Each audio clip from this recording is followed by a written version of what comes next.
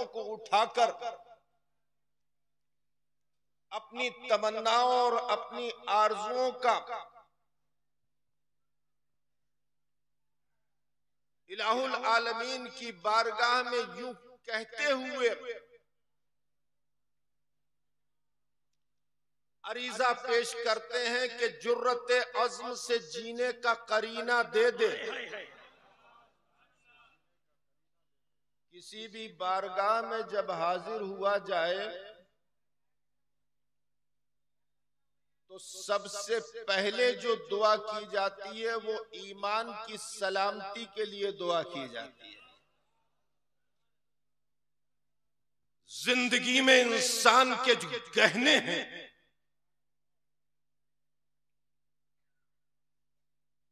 उसमें सर का ताज है इस्लाम और उसका ईमान, और ईमान के बाद इंसान का विकार उसकी इज्जत। जिसने अपने ईमान को सलामत रख लिया उसकी जिंदगी कामयाब हो गई, और जिसने अपने विकार को सलामत रखते हुए इस जमीन के ऊपर अपनी जिंदगी को गुजार दिया वो आने वाली नस्लों के लिए यादगार बन गया। वो विकारे आला हजरत ही तो था।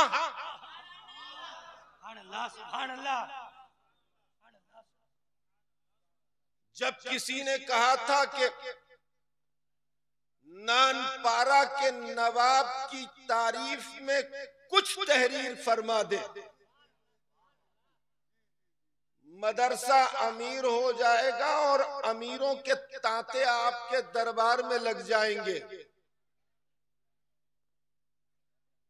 तो अल्लाह के उस इंतखाब ने अपना कलम उठाते हुए कहा था कि करूं मद है अहले दुवल रजा, पड़े इस बला में मेरी बला, मैं गदा हूं अपने करीम का, मेरा दीन पा रहे। नारे तकबीर, नारे रिसालत, मसलके आला हज़रत।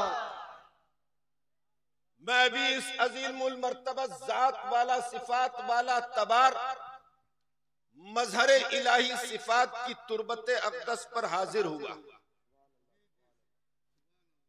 कसम खुदा की मेरा वजूद कांप कर रह गया।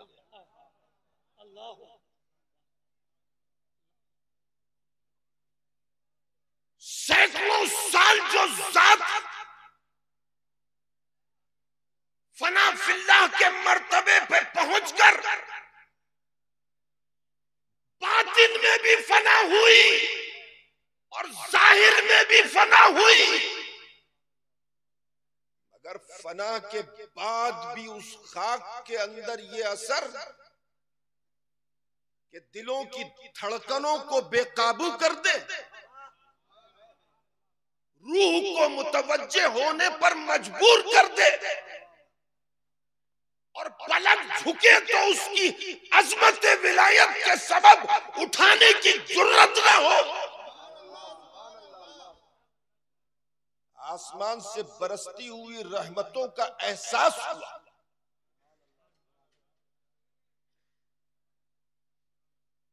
कब्रें बहुत हुआ करती हैं मेरे दोस्तों। कब्रिस्तान के अंदर चले जाओ तो मेरी माँ एक हदीस मुझे सुनाया करती थी, रोटी पकाते पकाते, अल्लाह के वलियों की बड़ी शान हुआ करती है, उनकी गोद में अगर किसी ने पल गुजार लिया तो कब्र की गोद में जाने तक असरात बाकी रहा करते हैं।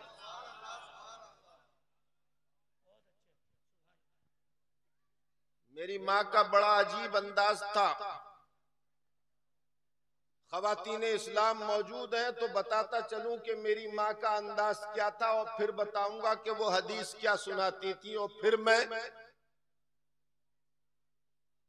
दाता की बारगाह में हाजिर हूं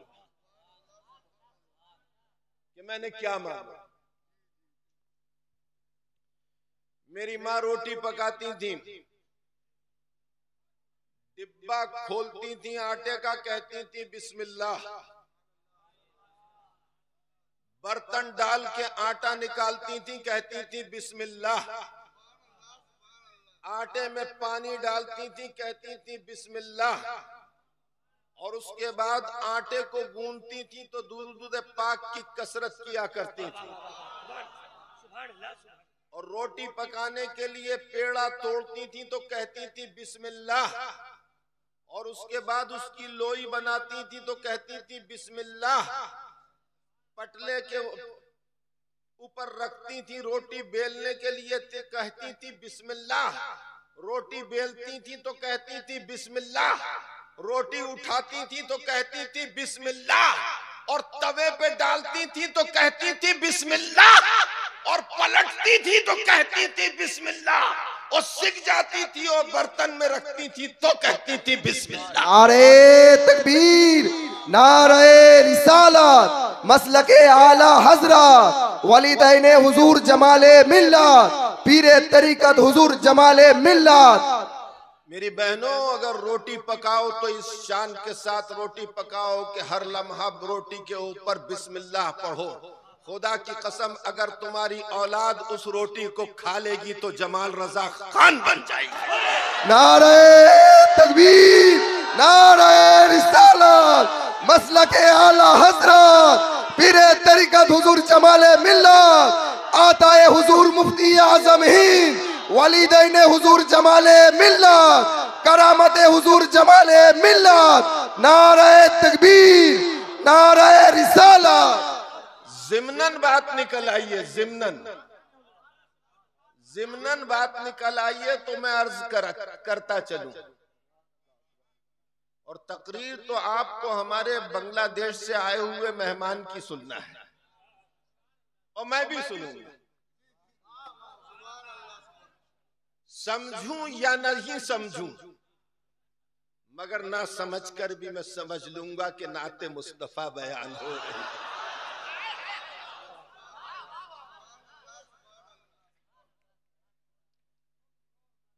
एक दिन मेरी माँ ने कहा कि आज रोटी कम पड़ जाएगी। करामत किसको कहते हैं जरा आप देखिए। करामत नाम है यकीन का। करामत नाम है यकीन का। वो यकीन की ही तो बात थी, वो यकीन की ही तो बात थी कि चोर के हाथ में हाथ देकर कहा था कि मैंने ये अहद किया था कि जो पहला मुझे नजर आ जाएगा फजर की नमाज के बाद उसी के हाथ पे मुरीद होऊंगा। वो यकीन ही तो था कि रास्ते चलते लुटेरों को अल्लाह ने वली बना दिया। सुभान अल्लाह, सुभान अल्लाह। नारे तकबीर, नारे रिसालत, अज़मत औलियाए किराम। कभी मुरीद की अकीदत पीर के दर्जात बुलंद कर देती है और कभी पीर की मोहब्बत मुरीद के दर्जात बुलंद कर देती है।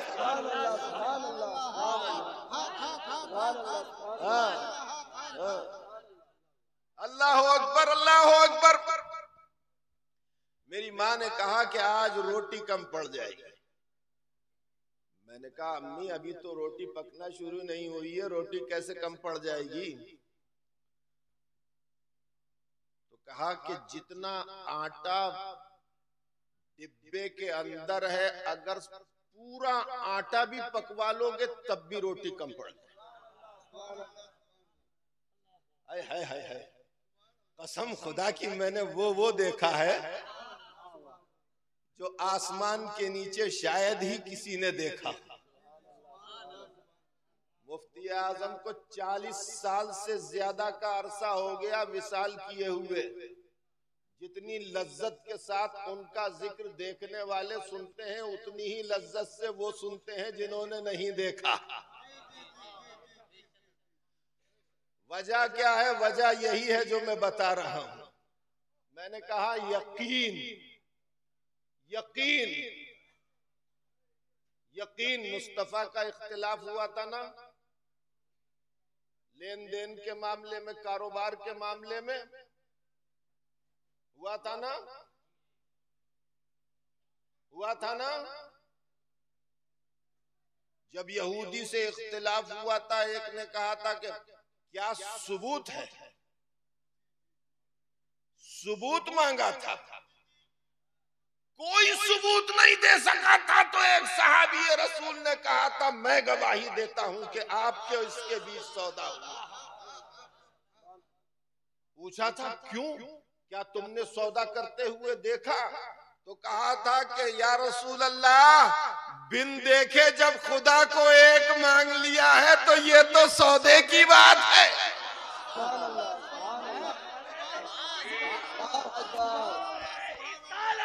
देखो भाई, मैं पढ़े लिखों में गुफ्तगू करने का आदी हूं, इसलिए मैं तूल तवील गुफ्तगू नहीं करता, मैं इशारों में गुफ्तगू करता हूं। और मैं समझ रहा हूं कि सब समझ रहे हैं। समझ रहे हैं, नहीं समझ रहे हैं? अब आप देखिए, मेरी वालदा ने कहा कितना ही पकवा लो रोटी कम पड़ जाएगी। उस दिन वालदा ने रोटी नहीं पकाई थी, काम करने वाली ने रोटी पकाई थी। वालदा की तबीयत अलील थी, रोटी पकी, जितनी पकती थी उतनी ही पकी, मगर रोटी कम पड़ गई। अब मैं वालदा के पास आया, मैंने कहा अम्मी,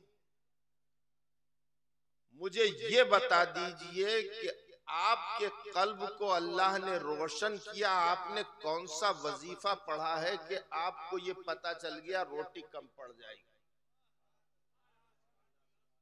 मेरी वालदा ने कहा कि बेटा ये करामत नहीं है, ये यकीन है। हाय हाय हाय हाय हाय। कहा बेटा ये करामत नहीं है, ये यकीन है। मैंने कहा किस बात पे यकीन है? फरमाया कि मैंने जब देखा कि रोटी पकाने वाली रोटी के पकाने के लिए आटा डिब्बे से निकाल रही है, तो वो उल्टे हाथ से आटा निकाल रही थी और उल्टे हाथ से गूंद रही थी।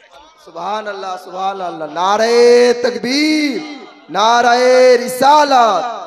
मैंने समझ लिया कि उल्टे हाथ में अल्लाह ने बरकत नहीं रखी, बरकत सीधे हाथ में रखी। ये यकीन की बात है। मुस्तफा के फरमान पर जितना यकीन होगा, खुदा की कसम ईमान उतना ही पुख्ता होगा। तो मैं दाता की बारगाह में हाजिर हुआ। हजरत महबूब शाह दाता की बारगाह में हाजिर हुआ और मैंने महबूब शाह दाता से क्या मांगा? मैंने अर्ज किया, महबूब शाह दाता की बारगाह में हाजिर होकर अपने रब के हुजूर में कि जुर्रते अज़्म से जीने का करीना दे दे। कहो आमीन। जुर्रते अज़्म से जीने का करीना दे दे और शोलाए इश्क बने जिसमें वो सीना दे दे। बाद में दे मुझे सब अज़मत दौलत या रब, पहले मुझको दरे सरकारे मदीना दे दे। फिर मैंने अर्ज किया, इलाहुल आलमीन, दरे दाता पे पहुंचा हूं, दरे दाता पे पहुंचा हूं, दरे गौसुल वरा दे दे। शहे कौनैन की दहलीज तक ये सिलसिला दे दे। और लरस जाते हैं कुफ्र व शिर्क बिदअत नाम से जिसके, उसी के नाम पर मिटने का मुझको हौसला दे दे। ये वो जात है जो इस्म बा मुसम्मा है।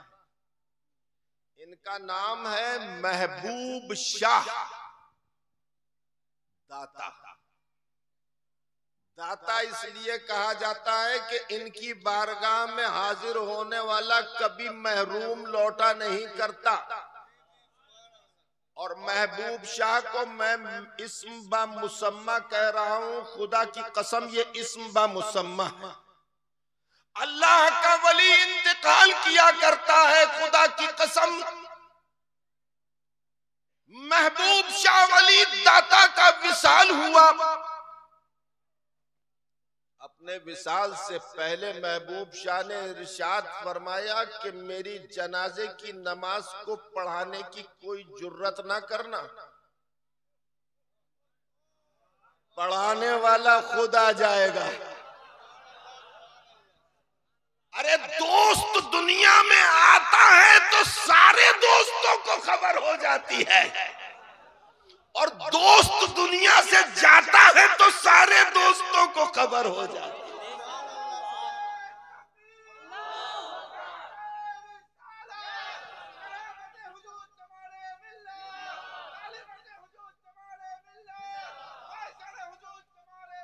अरे दोस्त ही तो बरेली की सरजमी पर आला हजरत के घर में आया था, तो महरारा की धरती पर नूरी मियां ने कह दिया था, मौलाना अहमद रजा मुबारक हो, तुम्हारे घर में अल्लाह का वली पैदा हुआ है। जब दोस्त आता है तो दुनिया के दोस्तों को खबर होती है, और दोस्त जाता है तो दुनिया के दोस्तों को खबर होती है। मेरे दोस्तों, ये गौसे आजम के गुलामों की वो जमात है कि जो हर वक्त अपनी गर्दन को गौसे आजम के तलबे अक़दस के नीचे खम किए हुए, और इनकी तुरबत कह रही है आज भी कि ये दिल, ये जिगर है, ये आंखें, ये सर है, जहां चाहो रखो कदम गौसे आजम। महबूब शाह ने इरशाद फरमाया, खबरदार हो जाओ, मेरे जनाजे की नमाज पढ़ाने के लिए कोई आगे मत बढ़ना। सरकार,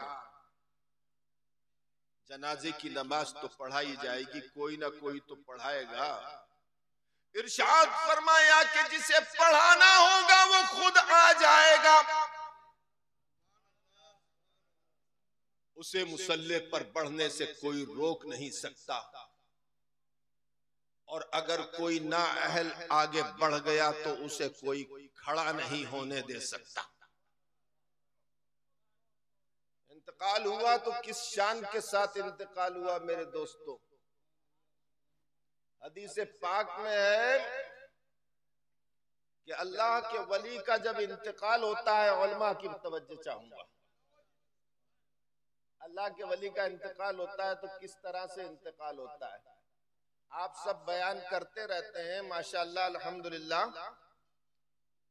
आज मैं भी बयान करने की शहादत हासिल कर रहा हूं, और तकरीर करने का मकसद मेरा ये नहीं है कि मैं आप सबके सामने तकरीर करने के बाद वाहवाही लूटूं।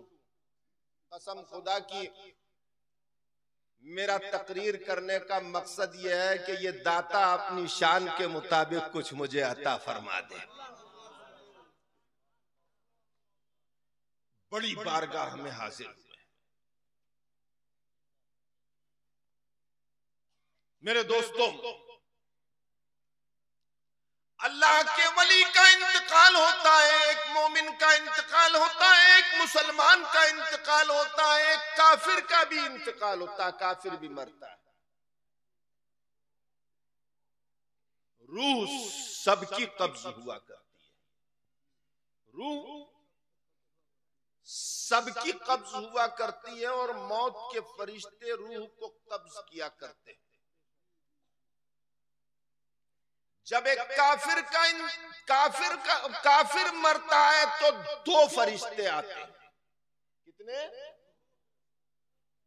दो फरिश्ते आते हैं और उसकी रूह को झटके से पकड़कर खींचते हैं बड़ी सख्ती के साथ। जब एक मुसलमान मोमिन का इंतकाल होता है तो 500 फरिश्ते आते हैं। कितने? 500 फरिश्ते आते हैं। और जब एक वली का इंतकाल होता है तो इतने फरिश्ते आते हैं कि पूरा आसमान ढक जाया है।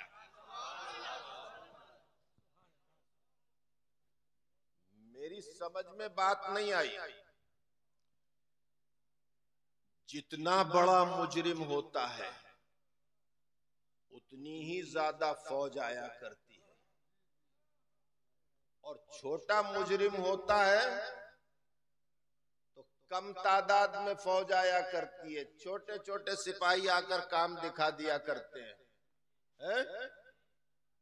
और बड़ा मुजरिम हुआ करता है तो पूरी छावनी बना दिया करते हैं। यहां मामला उल्टा है। बड़े मुजरिम के लिए 2 आ रहे हैं और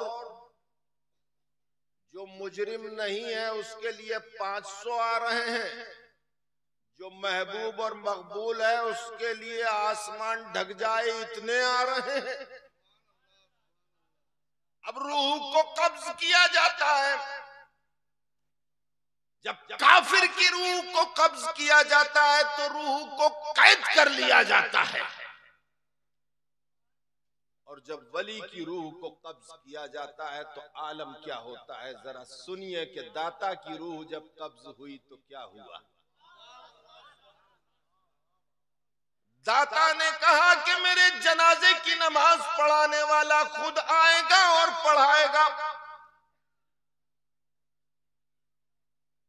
महबूब शाह दाता का मामला ये था कि महबूब शाह दाता जो खाना खाया करते थे उसे आग पर नहीं पकाया करते थे। अरे जिसके खाने को आग ने ना छुआ हो उसको जहन्नुम की हवा क्या लग सकती है। नारे तकबीर, नारे रिसालत, मसलके आला हजरत, महबूबुल औलिया कॉन्फ्रेंस, पीरे तरीकत हुजूर जमाले मिल्लत। और जब उसके करीब जहन्नुम की हवा नहीं आएगी तो उसके करीब जितने होंगे किसी के करीब नहीं आएगी। जब पुलसिरात से गुजरेंगे ना, मोमिन जब पुलसिरात से गुजरेंगे तो नीचे जो है जहन्नुम होगा और ऊपर पुल होगा जो बाल से ज्यादा बारीक और तलवार की धार से ज्यादा तेज। तो जब काफिर उसके ऊपर से गुजरेंगे तो कट कट के जहन्नुम में गिरेंगे, समझे ना। और हदीस पाक में है कि कुछ लोग इस तरह से गुजरेंगे कि चलते चलते गुजर जाएंगे। कुछ लोग ऐसे गुजरेंगे कि पलक झपकने की तेजी से साथ गुजर जाएंगे। कुछ लोग तेज रफ्तार घोड़े की मानिंद गुजर जाएंगे। कुछ लोग बिजली की कड़क की मानिंद तेजी से गुजर जाएंगे और कुछ लोग सीने के बल घिसटते हुए गुजरेंगे। जिसका जैसा ईमान होगा उस अंदाज पे उनका गुजर होगा, समझे। मगर एक आशिक सादिक ऐसा भी है कि जिसका गुजर अलग ही अंदाज पे होगा। तवज्जो रखना मेरी तरफ, तवज्जो रखना, मजा आ जाएगा। अच्छा एक बात बताओ, बच्चा कुरान पढ़ता है, कुरान पढ़ता है ना बच्चा, तो कुरान पढ़ते में यूं हिलता रहता है। कोई भी बच्चा ऐसा नहीं है जो कुरान पढ़ते में हिलता ना हो, है? ये कुरान की लज्जत हुआ करती है। कलाम की लज्जत होती है कि पढ़ने वाला झूम जाया करता है। और जब नात पढ़ने वाला नात पढ़ता है, अच्छे कलाम को अच्छी आवाज में पढ़ा करता है, तो सुनने वाले झूमते हैं। कुछ लोग उंगली उठा उठा कर झूमते हैं, तो कुछ खड़े होकर झूम जाया करते है ना। होता है नहीं होता है? होता है नहीं होता है? अमा समझ में आए तो भी झूमते हैं, नहीं समझ में आए तो भी झूमते हैं। उनसे अगर पूछो कि भैया ये फारसी का शेर पढ़ा, तुम्हारी क्या समझ में आया? बोले समझ में तो कुछ नहीं आया, मगर मौलाना की आवाज बड़ी प्यारी थी। मौलाना की आवाज बड़ी प्यारी थी, उस आवाज पे हम झूम रहे थे। अब क्या पता चला कि जो अच्छी आवाज होती है ना, उस पर आदमी झूमता है, वज्द आता है। अच्छी आवाज पर मौलाना, अच्छी आवाज पर वज्द आता है, अच्छी आवाज पर और अच्छे कलाम पर वज्द आता है। समझे? अब आप देखिए, मैंने पुलसरात का जिक्र किया कि बाल से ज्यादा बारीक होगा, तलवार से ज्यादा तेज होगा।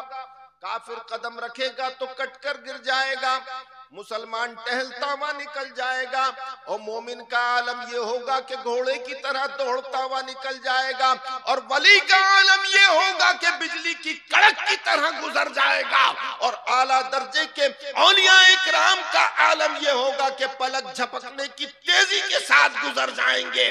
और वहीं पुल सिरात पर किनारे पर खड़े होकर मुस्तफा जब फरमा रहे होंगे, रब्बे सल्लिम उम्मती, रब्बे सल्लिम उम्मती, रब्बे सल्लिम उम्मती, तो मुस्तफा की आवाज की वो लज्जत होगी कि आशिक सुनेंगे तो अपनी जमात को लेकर पुल से ये कहते हुए गुजरेंगे कि रज़ा पुल से आप वज्द करते गुजरिए कि है रब्बे सल्लिम सदाए। नारे तकबीर, नारे रिसालत, मसलके आला हजरत, अज़मते मुस्तफा, अज़मते मुस्तफा, पीरे तरीक़त हुजूर जमाले मिल्लत, हक की सदा रब की रज़ा, हक की सदा रब की रज़ा, करामत हुजूर जमाले मिल्लत, महबूबुल औलिया कॉन्फ्रेंस।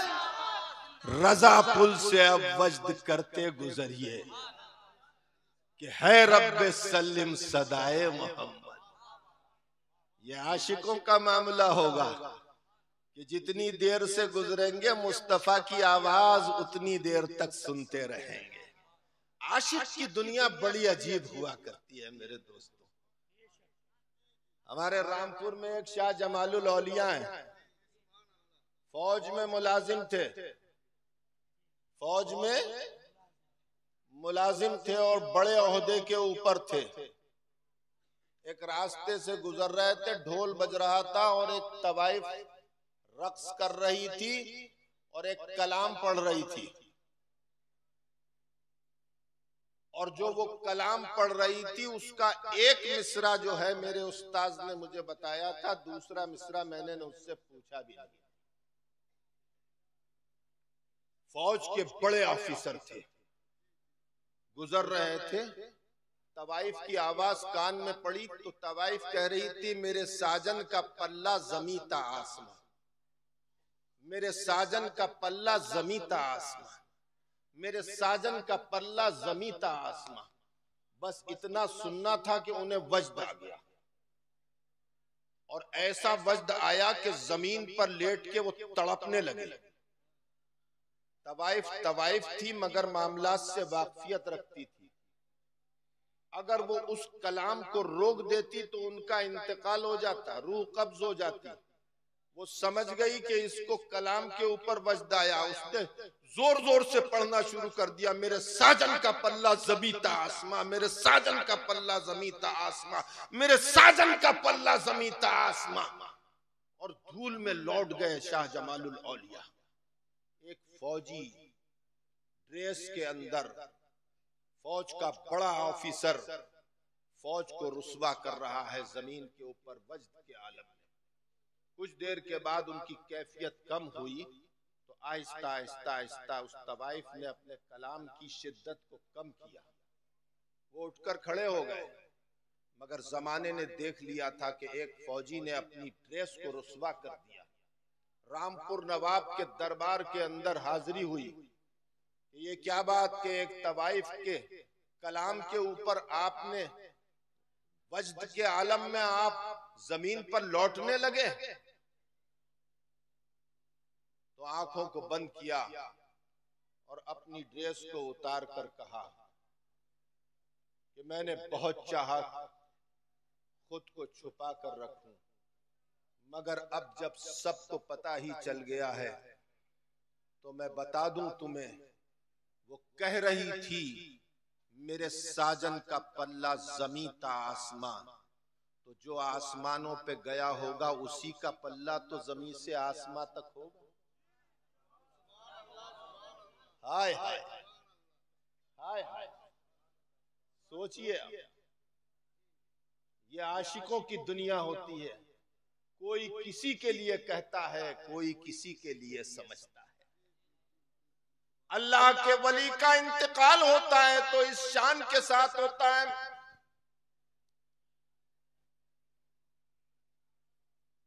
महबूब शाह वली दाता का इंतकाल हुआ है। आपने वसीयत कर दी कि कोई आगे मत बढ़ना जनाजा की नमाज पढ़ाने के लिए। और जब वक्त खास आया तो करोड़ों की तादाद में फरिश्ते आकर खड़े हो गए। अब आप देखिए कि इंतकाल किस तरह से होता है अल्लाह के वली का।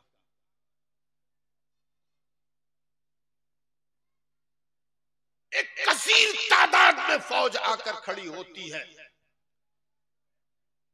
फरिश्तों की, और रूह को पकड़कर फरिश्ते बड़े नरमी के साथ खींचते हैं ऊपर की तरफ, तो पैरों की रूह निकल जाती है। अब पैर काम नहीं करते और कुछ देर ठहरने के बाद वही फरिश्ते फिर रूह को ऊपर खींचते हैं तो पेट तक रूह आ जाती है, पेट में सांस रहती है। कुछ देर कयाम करने के बाद फिर फरिश्ते खींचते हैं तो सीने में रूह आ जाती है और घर्राटा चलने लगता है, खर खर की आवाज होने लगती है। और ये बात सबके साथ होती है, खास और आम सबके साथ होती है। रसूलुल्लाह का फरमान है कि रूह निकलने की सख्ती जो सबसे कम होती है वो ऐसी होती है कि जैसे कांटों के ऊपर रेशम को डालकर खींच लिया जाए।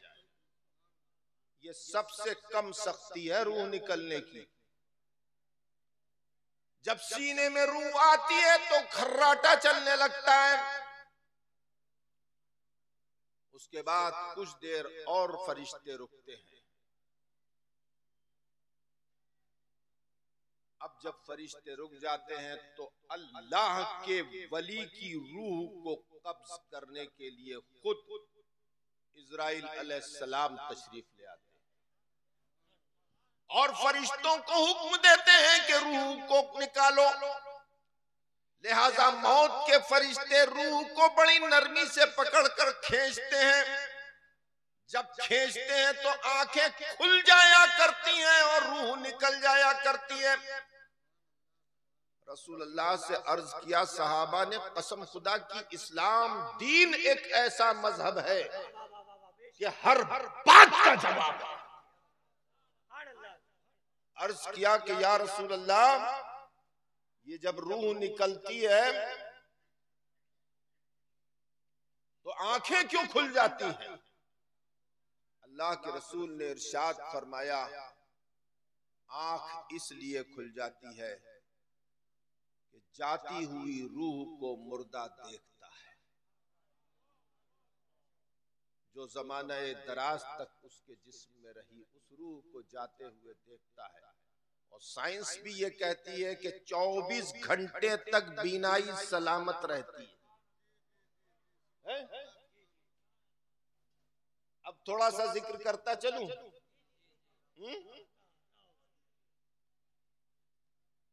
जिक्र थोड़ा सा और तकरीर को थोड़ा सा फैला दूं 10 मिनट के लिए।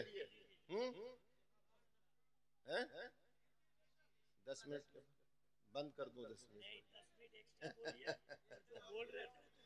हाँ, वो तो बताऊंगा आपको महबूब शाह की रूह कैसे कब्ज हुई, और ये बताऊंगा कि ये करोड़ों की तादाद में फरिश्ते क्यों आते हैं, समझे ना? अल्लाह अकबर, अल्लाह अकबर। तारीख इस्लाम की वो बेमिसलो बेमिसाल जात जिसके लिए रसूल अल्लाह ने अपने असहाब को हुक्म फरमाया कि जाओ और उवैस करनी को मेरा पैरहान दे देना और मेरा सलाम कह देना। उवैस करनी को रसूल कायनात सलाम कहलवा रहे हैं, और उमर और अली उवैस करनी की जियारत के लिए तशरीफ ला रहे हैं। जिस जात को रसूल अल्लाह ने अपना पैरहाने अक़दस अता फरमा दिया हो, उस जात की अजमत का अंदाजा कौन लगा सकता है? खुदा की कसम, जमीन के ऊपर दौरे रमा में कोई नहीं है कि जो उवैस करनी के तलवों से लगे हुए धूल के जर्रात की अजमत भी बयान कर सके। वो मुकाम है उवैस करनी का, कोई मामूली बात नहीं है कि अल्लाह के बाद जो सबसे बुजुर्ग जात है, जिस जात की जियारत के लिए 1,24,000 अंबिया मस्जिद अक्सा में जमा हुए, वो जात मेरे नबी की जात है।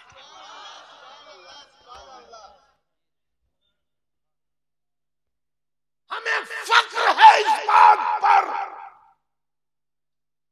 कि हम मुस्तफा के उम्मती हैं।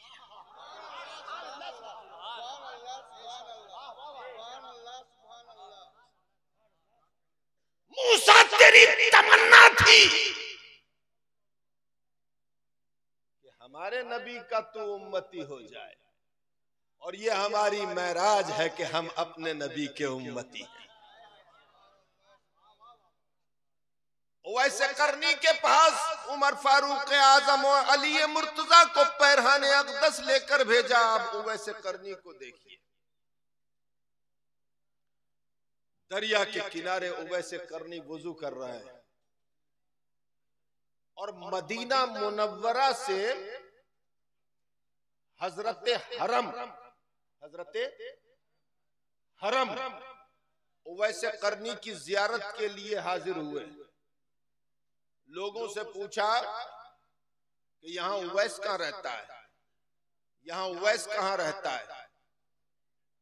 लोगों ने कहा, अच्छा वो दीवाना, वो पागल। कहा हाँ हाँ, ये बताओ वो उवैस कहाँ मिलेगा, कहाँ रहता है? कहा जंगल में चले जाओ, दरिया के किनारे कुछ कर रहा होगा, बैठा हुआ। हजरत हरम दरिया के किनारे आए तो देखा कि उवैस करनी वुजू कर रहे हैं। पीछे आकर खड़े हो गए और पीछे से सलाम किया। उवैस करनी को पहली बार देखा था, इससे पहले उवैस करनी को देखा नहीं था, और उवैस करनी ने हजरत हरम को नहीं देखा था। पीछे से सलाम किया, अस्सलाम वालेकुम या उवैस। बगैर गर्दन को घुमाए हुए पानी की तरफ देखते हुए कहा, आओ हरम, वालेकुम अस्सलाम। तो कहा, सरकार मैं तो पहली बार हाजिर हुआ हूं, आपको मेरा नाम कैसे मालूम? और आप मेरा नाम लेकर जवाब दे रहे हैं तो मुझे कैसे पहचानते हैं? जवाब दिया, सुन लो हरम, हमें तारुफ की जरूरत नहीं है। तुम मदीना शरीफ से चले तब से हम तुम्हें देख रहे हैं कि तुम हमसे मुलाकात के लिए आए। हाय हाय हाय हाय, क्या निगाह होती है, क्या निगाह होती है। दाता का इंतकाल हो रहा है और नमाज पढ़ाने के लिए सिराज चल चुका है।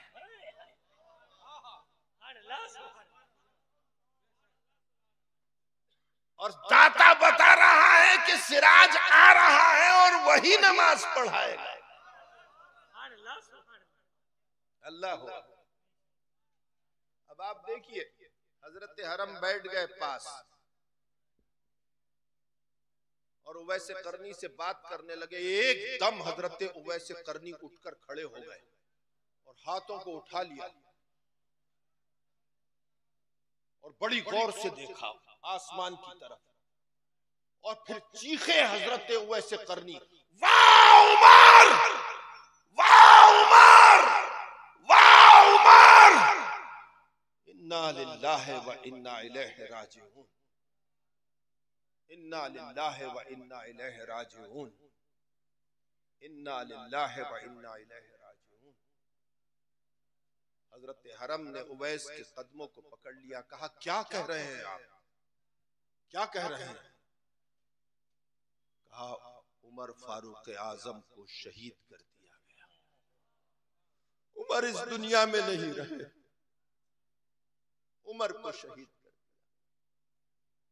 हजरत हरम ने कहा, उवैस, मैं मदीना मुनव्वरा में अमीरुल मोमिनीन से मिलकर आ रहा हूं। वो सलामत है, वो जिंदा है, उन्हें शहीद नहीं किया गया। उवैस ने कहा था, खुदा की कसम, मैंने अपनी आंखों से देखा, करोड़ों फरिश्तों के झुरमुट में जन्नत का ये दूल्हा उमर अर्श की तरफ जा रहा था।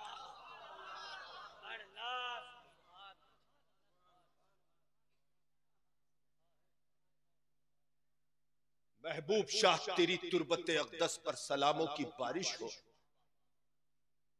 रसूल कायनात के फैजान को बांटने के लिए इलाके में तूने अपना दयार बना लिया। कासा एक गदाई लेकर हाजिर होने वाले हाजिर हो रहे हैं। तू सबके दामनों को भर रहा है, सबके कासे को भर रहा है। खुदा ने किस कदर गनी बनाया है तुझे कि कयामत तक तू बांटता रहेगा फैजान मुस्तफा। तेरे पास फैजान खत्म नहीं होगा। ये सब भिखारी तेरे दरवाजे के ऊपर आए हैं। तू दाता है, हम मंगता है। तू गनी है, हम गरीब हैं। तू सखी है, हम सवाली हैं। मेरे दोस्तों, महबूब शाह दाता की रूह को कब्ज करने के लिए करोड़ों फरिश्ते आए। क्यों? इसलिए कि महबूब शाह को कैद करने के लिए नहीं आए थे, जन्नत के दूल्हा को दूल्हा बनाकर जन्नत में ले जाने के लिए। उसकी रूह भी दूल्हा बनकर जन्नत में गई और उसकी तुरबत भी दुल्हन बनी हुई सबको नजर आ रही है। जिंदा हो जाते हैं, मरते हैं जो हक के नाम पर। अल्लाह अल्लाह मौत को किसने मसीहा कर दिया। वमा अलैना इल्लल बलाग। अस्सलाम वालेकुम।